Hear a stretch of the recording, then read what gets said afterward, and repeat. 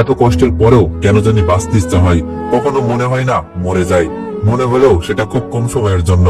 কিন্তু কার জন্য বাঁচতে ইচ্ছা হচ্ছে সেটা আমার জানা নেই, হয়তো নিজের জন্য কিংবা অন্য কারোর জন্য। অবনীর ফোন কেটে দেওয়ার পরেও সে বারবার ফোন দিতে থাকে, কিন্তু আমি তার ফোন ধরিনি, কারণ আমি ওই মহিলাটার সাথে দেখা করতে চাই না, যে মহিলাটা আমার জীবনটাকে কষ্টের আগুনে সিদ্ধ করেছে, আমার কাছের মানুষগুলোকে সব কেড়ে নিয়েছে। আমি বেঁচে থাকতে তার মুখটা দেখতে চাই না, এমনকি মরার পরেও না। এতে যে যা ভাবুক আমার কাছে কিছু যায় আসে না। আমি জীবনে কাউকে ঘৃণা করি না, কিন্তু যদি একবার কাউকে ঘৃণা করি তাহলে তাকে মন থেকেই করি এবং সারা জীবনের জন্যই করি। আর 7 দিন পর হয়তো চিন্তি আমাকে ছেড়ে চলে যাবে, কারণ তার ভালোবাসার মানুষটা তাকে নিতে আসবে। তারপর আবার আমি সেই আগের মতো একা হয়ে যাব, আমার পাশে কাউকে পাবো না আমি। আমার অসুখ বিসুখে আমাকেই আমার পাশে থাকতে হবে। চিন্তার কথা ভেবে মনটা খারাপ হচ্ছে, কিন্তু কি বা করার আছে আমার কি আর চিন্তাকে আটকে রাখার সাধ্য আছে? নেই।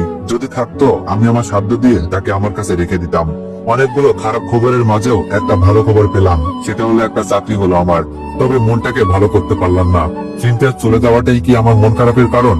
মানুষকে বলার মতো কোনো চাকরি না, 2 বেলা 2 মুঠো খাবার খেয়ে বেঁচে থাকার মতো একটা চাকরি আমার জন্য এটাই অনেক। কারণ আমি কখনো খুব আরামের মধ্যে নিজেকে আবদ্ধ রাখতে পারিনি, তাই কম টাকার মধ্যেই যে কোনো পরিবেশে মানিয়ে নেওয়ার মতো অভিজ্ঞতা আমার আছে। না থাকলেও তো মানিয়ে নিতে হবে, এছাড়াও কোনো উপায় তো নেই আর। আমার চাকরির জীবনের প্রথম দিনটা খুব ভালো গেল। অনেক অচেনা অজানা মানুষের সাথে পরিচয় হলো, কাউকে ভালো লাগলো, কাউকে লাগলো না। কেউ আমাকে দেখে বিরক্ত হলো, কেউ বা আমার সাথে কথা বলে খুশি হলো। তবে যখন অফিস থেকে বাসায় ফিরবো ঠিক তখনই মনটা খারাপ হয়ে গেল। অথচ আমি ভেবেছিলাম এতদিন পর বুঝি একটু ভালো লাগার মতো কোনো কিছু খুঁজে পেয়েছি। আজ আমার সমস্ত দুঃখ ভুলে যাওয়ার দিন, কারণ আজ আমার বোনের সাথে দেখা হয়েছে। আমার বোনের সাথে একটা ছেলেকে দেখলাম। তাহলে কি এই ছেলের সাথে ওর বিয়ে হয়েছে? বাহ, কি সুন্দর। পৃথিবীর সব ছেলেই বুঝি নিজের বোনটাকে এমন একটা রাজপুত্র ছেলের সাথে দেখতে চাই। আমিও আমার বোনকে দেখে খুশি না হয়ে পারলাম না, কিন্তু আমার বোন যখন আমাকে দেখেও না চেনার ভান করে আমার পাশ কাটিয়ে চলে গেল, তখন যেন কেমন লাগলো। মনে হলো এত খারাপ লাগা বুঝি এর আগে কখনো কোনো মানুষের ভিতরে কাজ করিনি, যতটা আমার ভিতরে করছে। বুকের ভিতর এমন এক অসহ্য যন্ত্রণা হলো, যেটা সহ্য করার ক্ষমতা সৃষ্টিকর্তা আমাকে দেন নাই। আমার বোন আমাকে পাশ কাটিয়ে যাওয়ার দৃশ্যটা আমার কোনোভাবেই সহ্য হচ্ছিল না। তাকে পিছন থেকে ডাকতে ইচ্ছে হলো। আমার মনে হলো বিয়ের সময় হয়তো আমার সম্পর্কে ছেলের পরিবারকে কিছুই জানায়নি, তাই হয়তো আমার বোন এতদিন পরেও আমাকে দেখে কথা না বলে নাচেনার ভান করে চলে যাচ্ছে।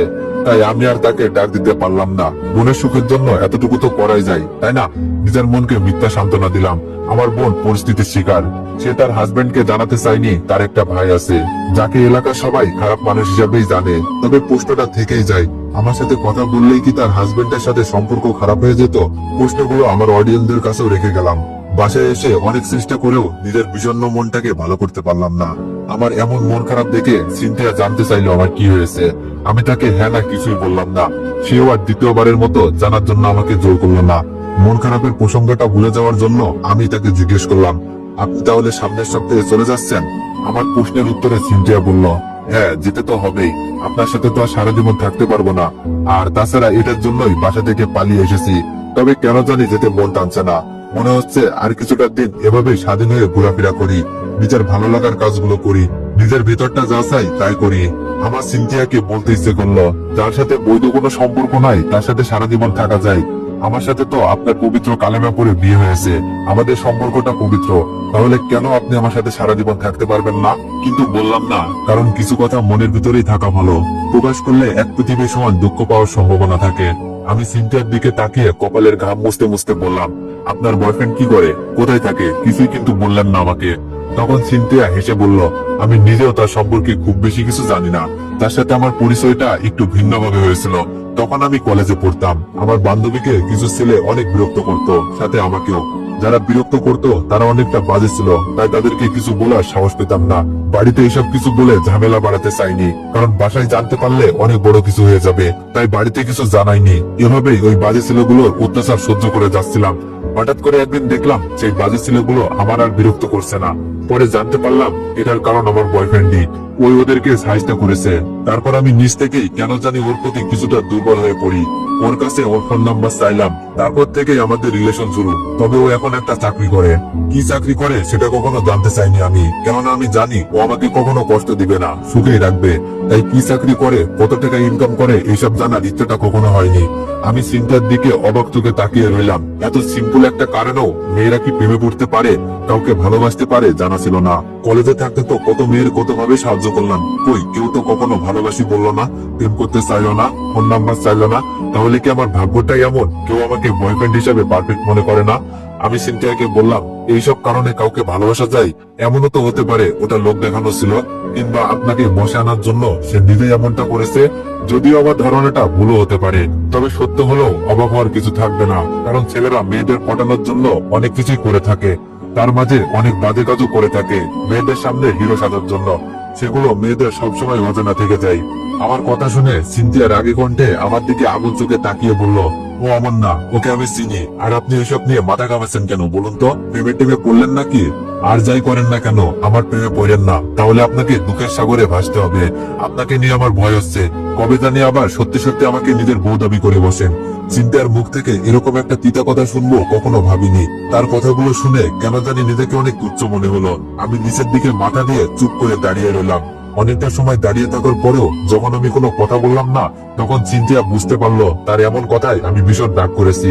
তাই হয়তো সে আমার দিকে এগিয়ে এসে আমার মাথাটা নিজ হাতে উঁচু করে বলল, ওটা তো আমি এমনিতেই বলছি, এটাতে কেউ রাগ করে এভাবে? আপনি তো জানেন আমার মজা করতে ভালো লাগে, আর সেটা যদি সিরিয়াস মুডে হয় তাহলে তো কোনো কথাই নেই। তবুও আমি সরি এভাবে আপনার মনটাকে খারাপ করে দেওয়ার জন্য। তবে বিশ্বাস করুন, ওগুলো সব মজা করে বলছি আমি, কারণ আমি জানি আপনি এমন মানুষ না। আপনি অনেক সহজ সরল মানুষ, আপনি কখনো এসব নিয়ে ঝামেলা বাঁধাবেন না, আমি জানি। সেটা বিয়ের রাতেই বুঝেছি। চিন্তার এরকম নীরব আত্মসমর্পণে আমি কিছুটা অবাক হলাম। এই মেয়েও যে এভাবে কারোর সামনে অভিমান ভাঙানোর জন্য নিজেকে এভাবে নিজের কাছে আত্মসমর্পণ করে দিবে, এটা বোঝা যায় না। আমাকে চুপ থাকতে দেখে চিন্তা আমার গালে হাত রেখে বলল, এই যে মিস্টার গোমরা মুখো, কি হয়েছে আপনার বলুন তো? আমি তো সরি বললাম, তারপরেও আমার উপর রাগ করে আছেন। আচ্ছা বলেন, আমি কি করলে আপনার রাগ কমবে? আপনি একটু হাসবেন। আমি না চাইতেও আমার মুখে হাসি চিহ্ন ফুটে উঠলো। কেউ একজন এতটা দিন পর এভাবে আমার অভিমান ভাঙাবে, এটা ভাবিনি আমি। মাঝে মাঝে মনে হয় কত শত অভিমান জমা হয়ে গেছে। এই জমে থাকা অভিমানগুলো ভাঙানোর জন্য হলো একজন তুমি প্রয়োজন, কিন্তু আজ সেই একজন তুমি ছাড়াই কেউ আমার অভিমান ভাঙালো। এটা যেন মেঘনা চাইতে বৃষ্টি হওয়ার মতো। আমি যখন আমার ভাবনার সপ্তম মহাকাশে বিরাজ করছিলাম, ঠিক তখনই চিন্তার কথাই নিজেকে বাস্তবে আনি। চিন্তা আমার চোখের দিকে তাকিয়ে বলল, আমার 20 বছরের জীবনে প্রথম কারো অভিমান ভাঙালাম আমি। আমি এভাবে আমার বয়ফ্রেন্ডের অভিমানও কখনো ভাগাইনি, কিন্তু আপনাকে এমন অবস্থায় দেখে ইচ্ছা করছিল না আমার। কেন এমন হচ্ছিল সেটাও জানি না। কালকের দিন পর আমার বয়ফ্রেন্ডের সাথে দেখা করতে যেতে হবে, আপনাকেও সাথে যেতে হবে। ওকে এই বাসাতে আসতে বলেছিলাম, বাট ও আসবে না, তাই রেস্টুরেন্টে যেতে হবে।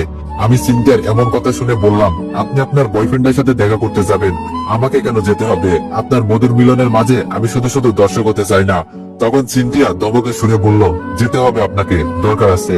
তার কথার প্রতি উত্তরে তাকে বলতে চাইলাম, কে আপনি? আমার কে হন? এভাবে আমাকে ধমক দেওয়ার অধিকার আপনাকে কে দিয়েছে? তো এভরিওয়ান, নেক্সট পার্টের জন্য অপেক্ষা করুন। ধন্যবাদ।